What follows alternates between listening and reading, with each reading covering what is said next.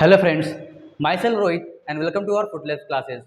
आज के इस लेक्चर में हम लोग पढ़ेंगे माइक्रोस्पोरोजेनेसिस, यानी कैसे पॉलन ग्रेन बनता है।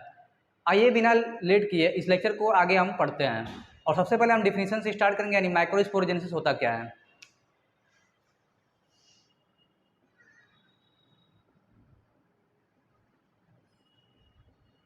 The process of formation of mature pollen grain is called microsporogenesis. The process of formation of mature pollen grain is called microsporogenesis. यानी जिस प्रोसेस द्वारा माइक्रोस्पोर बनते हैं उनको माइक्रोस्पोर बनेंगे, यानी पोलन मैच्योर पोलन ग्रेन बनेगा, उसको हम लोग क्या बोलेंगे? माइक्रोस्पोरोजेनेसिस बोलेंगे।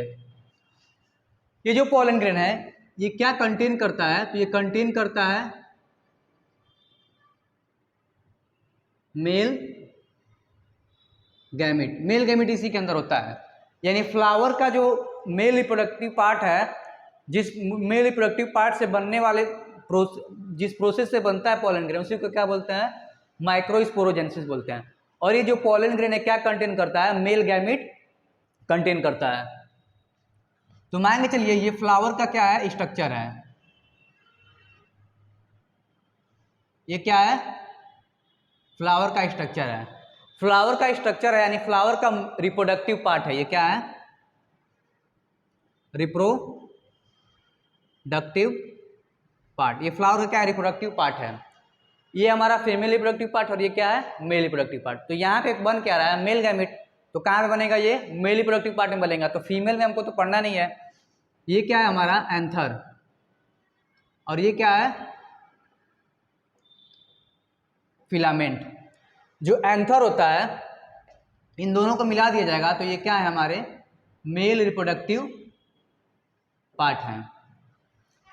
ये जो पोलन ग्रेन है कहाँ पे बनता है? तो ये एंथर में बनता है। कहाँ बनता है? एंथर में। और एंथर में लोब होते हैं। कितने लोब यहाँ पे दिख रहे हैं? एक लोब ये, एक लोब ये। तो यहाँ पे कितने होते हैं? 2 लोब। इसमें क्या है? 2 लोब होते हैं। अगर इस एंथर को हम लोग कट करेंगे यहाँ पे, यानी इसका ट्रांसवर्स सेक्शन इस यहाँ पे उठा करके देखेंगे तो एनसीईआरटी के बुक में कुछ इस तरह का डायग्राम बना करके दिखाया हुआ है।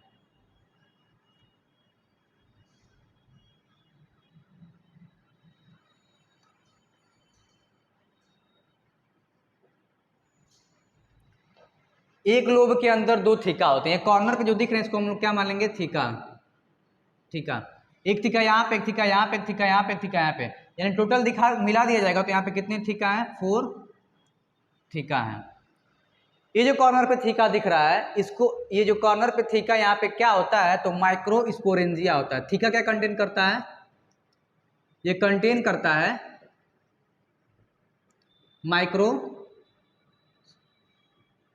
स्पोरेंजिया। क्या कंटेन करता है? माइक्रोस्पोरेंजिया। ये जो माइक्रोस्पोरेंजिया है इसको अगर जूम करके देखा जाएगा तो इसका स्ट्रक्चर कुछ इस तरह का होता है।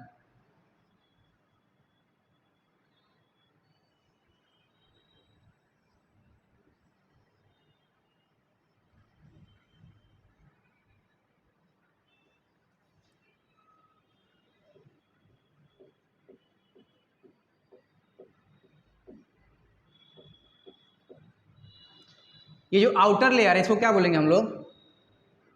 एपिडर्मिस। यहाँ पे क्या है? इंडोथीसियम।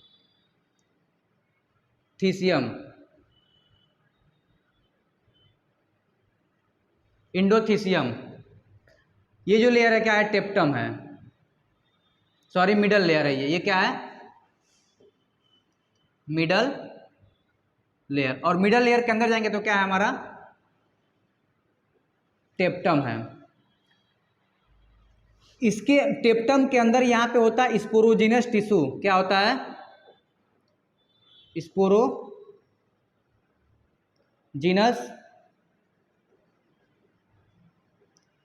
एक बार फिर देखिए, यहाँ पे जो थीका था, थीका क्या कंटेन करता है, तो माइक्रोस्पोरेंजिया कंटेन करता है। एक चीज और ध्यान दीजिए, जो माइक्रोस्पोरेंजिया है, इसी माइक्रोस्पोरेंजिया के अंदर आगे चल करके पॉलन ग्रेन बनता है, और उस पॉलन ग्रेन के अंदर क्या बनता है, मेल गैमेट बनता है।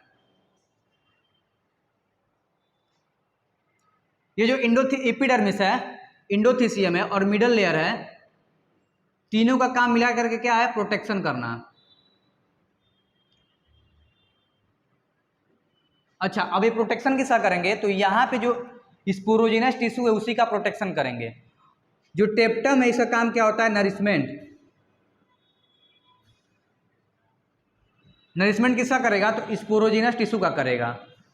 टेप्टम की पोलाइडी क्या होती है, 2n होती है, और स्पोरोजिनस टिश्यू यानी जो स्पोरोजिनस टिश्यू है ये किससे मिल करके बना है, तो एम से, यानी माइक्रोस्पोर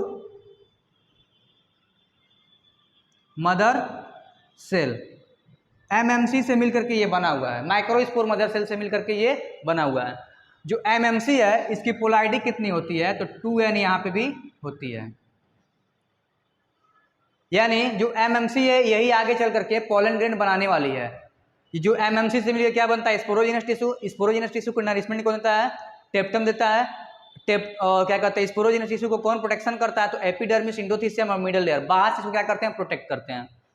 अब यहाँ पे हमको पता चल गया कि ये किससे मिलकर के बना है, तो एमएमसी से। स्पोरोजिनस टिश्यू किससे मिलकर बना है, एमएमसी यानी माइक्रोस्पोर मदर सेल से मिलकर बना है, जिसकी पोलारिटी क्या होती है, एन होती है। अब इसी को हम लोग यहाँ पे बाहर रख के देखते हैं। यहाँ पे हमारे पास क्या है, ये हमारी जो सेल है क्या है, एमएमसी माइक्रोस्पोर मदर सेल, जिसकी पोलारिटी क्या होती है, 2n होती है। ये जो माइक्रोस्पोर मदर सेल है क्या करेगा, मियोसिस। जब ये मियोसिस करेगा तो मियोसिस में पता है कि कितने सेल बनते हैं, 4 सेल बनते हैं। और मियोसिस में होता क्या है, जो पोलारिटी होती है घट करके हाफ हो जाती है। यहाँ पोलारिटी इनकी सारे सेल्स की क्या हो जाएगी, n, क्या हो जाएगी, n। ये तो नॉर्मल कंडीशन था कि नॉर्मल कंडीशन में जब सेल मियोसिस करती है तो 4 सेल बनाती है, चारों सेल सेपरेट होते हैं। लेकिन यहाँ पे पॉलन ग्रेन बन रहा है, और स्पोरोजिनस टिश्यू की जो सेल्स होती है, माइक्रोस्पोर मदर सेल, ये जब मियोसिस करती है तो कंडीशन तो कंसेप्ट तो वही रहेगा, 4 सेल बनेगा, पोलारिटी हाफ होगी। लेकिन एक चीज यहाँ पे देखने को मिलता है, चारों सेल क्या होते हैं, इसमें कंबाइन होते हैं। क्या होते हैं, कंबाइन होते हैं, जिनको हम लोग क्या बोलते हैं, माइक्रो स्पोर टेट्राड। क्या बोलते हैं, माइक्रोस्पोर टेट्राड। क्यों बोल रहे हैं, क्योंकि तीनों चारों क्या है, कंबाइन है। अच्छा, ये जो कंबाइन है कब तक कंबाइन, जब ये क्या करते हैं, यहाँ पे जो एंथर है, एंथर क्या हो जाएगा, गेट यंग। जब एंथर पूरी तरह से यंग हो जाएगा तो जो माइक्रोस्पोर टेट्राड था, यानी जो माइक्रोस्पोर थे, माइक्रोस्पोर मदर सेल से क्या बनता है, माइक्रोस्पोर बनता है। ये सारे क्या हैं, माइक्रो स्पोर है। लेकिन टेट्राड क्यों बोल रहे हैं, क्योंकि चारों कंबाइन है। तो जैसे एंथर क्या होता है, यंग होगा, ये जो माइक्रोस्पोर टेट्राड है ये सेपरेट होकर के सारे सेल्स क्या हो जाएंगे, अपना अलग हो जाएंगे। सारे सेल कब अलग हो रहा है, जब एंथर यंग हो रहा है, और एंथर के अंदर जो पानी था स्टोर होता है, वाटर स्टोर होता है, सारे वाटर क्या होते हैं, लॉस हो जाते हैं, तब जाके क्या होता है, सेपरेट। ये जो सारे सेल्स हैं, सारे सेल्स क्या बनाएंगे, पॉलन ग्रेन बना लेंगे। अब यहाँ से किसी एक को उठा करके देखते हैं, तो पॉलन ग्रेन कैसे मैच्योर पॉलन ग्रेन बनता है, तो मैच्योर पॉलन ग्रेन तभी उसी को बोलेंगे, ये मान के चलिए हमारी सेल है, इसके ऊपर कुछ कवर आ गया है, ये जो कवर इसको हम लोग बोलते हैं एक्साइन, उसके अंदर जो कवर उसको क्या बोलते हैं, एंटाइन। यहाँ पे इसका क्या है, ये न्यूक्लियस। यहाँ पे इसका बड़ा सा क्या है, वैक्यूल। अभी भी इसको मैच्योर पॉलन ग्रेन हम लोग नहीं बोलेंगे। अब ये क्या करेगा, यहाँ पे जो जहाँ पे एक्साइन एब्सेंट है, देखिए यहाँ पे एक्साइन एब्सेंट है, इंटाइन के पास एक्साइन नहीं है, इस वाले पोर्शन को हम लोग बोलते हैं जर्मपोर। जर्मपोर का काम क्या है, जर्मपोर से ही पॉलन ट्यूब का फॉर्मेशन होता है, जो फर्टिलाइजेशन में हेल्प करता है। ये जो सेल है अब ये क्या करेगा, माइटोसिस करेगा।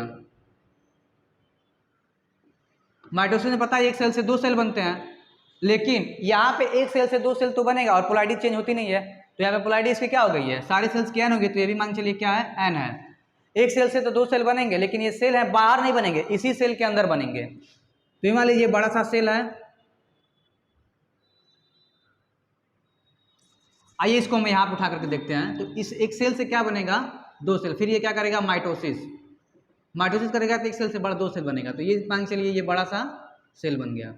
ये क्या है, उसका कौन सा पार्ट है, एक्साइन। ये क्या है, इंटाइन। यहाँ पे क्या है उसका न्यूक्लियस। यहाँ पे क्या है, बड़ा सा वैक्यूल। अब माइटोसिस में तो 2 सेल बना चाहिए, तो यहाँ पे एक छोटा सा अंदर सेल बनता है, ये न्यू सेल है, जो किसके है, उस बड़े वाले सेल के अंदर है, जिसको हम लोग क्या बोलते हैं, जनरेटिव सेल बोलेंगे। जो नया सेल इसके अंदर बना उसको क्या बोलेंगे, जनरेटिव सेल, और जो पहले से बड़ा वाला सेल उसको क्या बोलेंगे, अब वेजिटेटिव सेल, वेजिटेटिव सेल। जो जनरेटिव सेल होती है यही आगे चल करके इसी के अंदर 2 मेल गैमेट बनते हैं। कितने बनते हैं, तो 2 मेल गैमेट बनते हैं। तो यानी जो जनरेटिव सेल छोटी सी है इसके अंदर फ्लोट करती है, उसका काम है 2 मेल गैमेट बनाना, और जो बड़ी सी वेजिटेटिव सेल है उसका काम क्या करना है, इस जनरेटिव सेल को क्या करना, नरिशमेंट करना, यानी फूड प्रोवाइड करना। ये जो बड़ा सा स्ट्रक्चर अभी को बन करके तैयार हुआ है, ये हमारा क्या है, मैच्योर पॉलन ग्रेन है। उस मैच्योर पॉलन ग्रेन के अंदर 2 सेल होती हैं, एक बड़ा वेजिटेटिव, एक छोटा जनरेटिव। वेजिटेटिव सेल क्या करता है, नरिशमेंट देगा किसको, जनरेटिव सेल को। जनरेटिव सेल को नरिशमेंट की जरूरत क्यों पड़ रही है, क्योंकि यही आगे चल करके 2 मेल गैमेट बनाएगा। जो जहाँ पे जो एब्सेंट था डिजाइन वहाँ पे जंप पोर है बोलते हैं, इसी जंप पोर से बड़ा सा पॉलन ट्यूब बनेगा, उसी के रास्ते दोनों गैमेट जा करके मेल गैमेट से फ्यूज होते हैं। एकदम बेसिक वे से हम लोग इसको समझे हैं। आई होप ये लेक्चर आपको समझ में आया होगा, और अगर ये लेक्चर आपको समझ में आएगा तो प्लीज़ इसको लाइक और सब्सक्राइब जरूर करें और शेयर भी करें। Thank you.